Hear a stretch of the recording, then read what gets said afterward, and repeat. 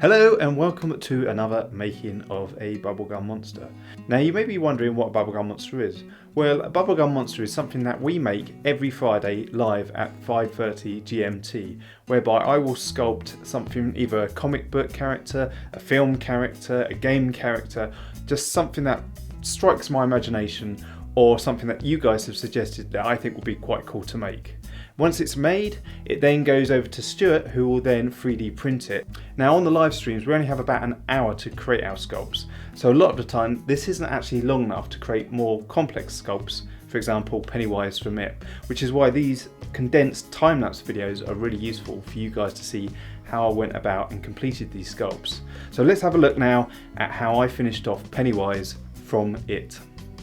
So obviously this was the sculpt that we did live on the Friday, and here I am just adding some details to his hair because I wasn't really happy with where I'd left it.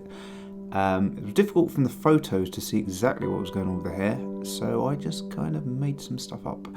Here I'm doing the ears. Ears are always a pain. No one likes doing ears, I don't think, sculpting ears. They're just so fiddly, and when you look at them, they are a little bit weird, really. They're like sea creatures or something. So there you go, that was the ears, and then I decided to do a bit in the mouth, because it's always nice to sort of really hollow out the inside of the mouth so you get a really nice dark shadow. They're a little bit of a pain to do with mouths. Again, you have to hide sections and start to sort of dig out, almost like you're digging a sand pit, a big hole. You're just creating a big sort of cave inside there. And you have to do that by masking off areas, which is where these black parts are, which actually look quite cool. It looks like it's from the band Kiss or something. But that's just a mask, and I'm masking off bits so I can then get inside his mouth, which sounds a bit weird, but get inside his mouth to hollow it out, which is what I did there.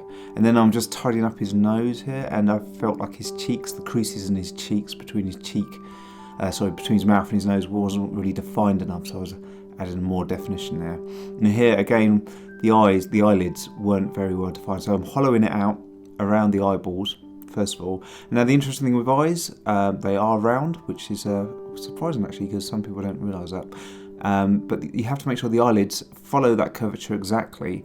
And so really, when you look from above or below, they are complete semicircles, which is what I'm trying to do here. I'm just trying to make everything look very, very roundish and curved. And then also eyelids are very smooth and quite sharp edged almost, where they go from sort of protruding out from the eye and coming down to become the eyelid. There's actually quite a sharp curve there. So I'm just trying to sort of create that sharpness. Obviously not too sharp, because if you had razor eyelids, it would be quite dangerous when you were itching your eye. You'd end up slicing your skin off. So they have to have some slight curvature there. Here I'm making the temples. If you look at skull, you'll see that it actually goes in slightly, which is where your temple is. So it's always worth studying a skull. If you're going to do faces, it's good to see the bone structure beneath, so you know how it's all built up. Like anything, if you get the foundation right, the rest of it comes easy. So that was what I was doing there. I'm adding more detail to the hair now. Because this is 3D printed, there's no point going into extreme detail with the hair because it won't come out on the printer. So I'm just kind of suggesting the hairlines and the different sort of fibres of the hair, rather than actually going in and creating individual ones.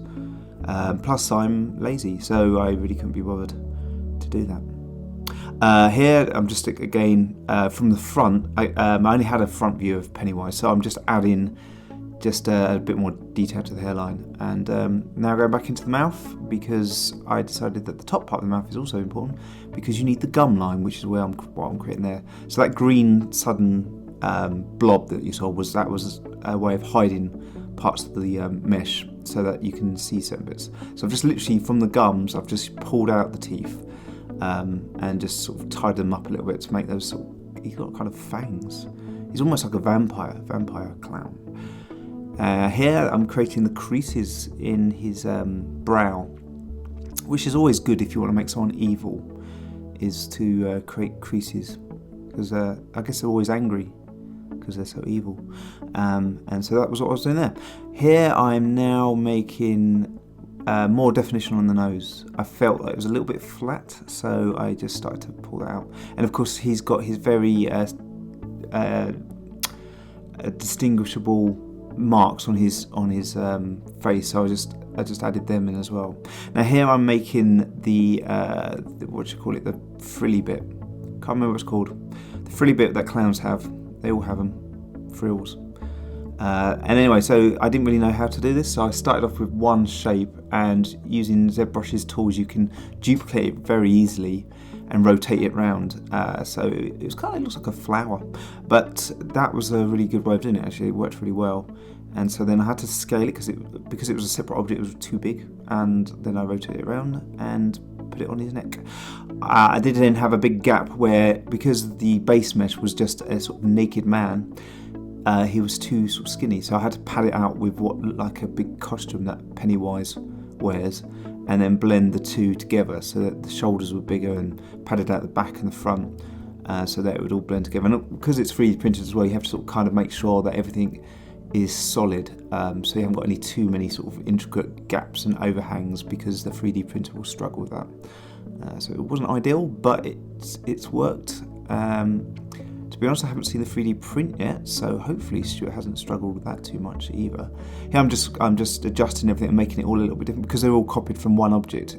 It all still looks a little bit too similar, so I was just moulding stuff around a little bit to fit the body a bit better and to make it all look a little bit more individual. And here I'm just sort of detailing, that's a good word. Detailing the shoulders to make them look more like material. But I prefer detailing. And then I'm just creating, oh actually that bit cocked up. That was just where it combines everything into one, it bit cocked up. But anyway, there you go, that is Pennywise, and as you can see I added a few little sort of marks in his forehead as well, like little sort of scars where the paint's peeling, I think. And here's the final render. So there you go, that's one bubblegummed Pennywise. I hope you enjoyed the video, and I hope there's some tips there that you could pick up on and use in your own sculpts. And if you did enjoy the video, remember to give it a thumbs up, and also if you have not subscribed, please remember to subscribe as well. Until next time, bye for now.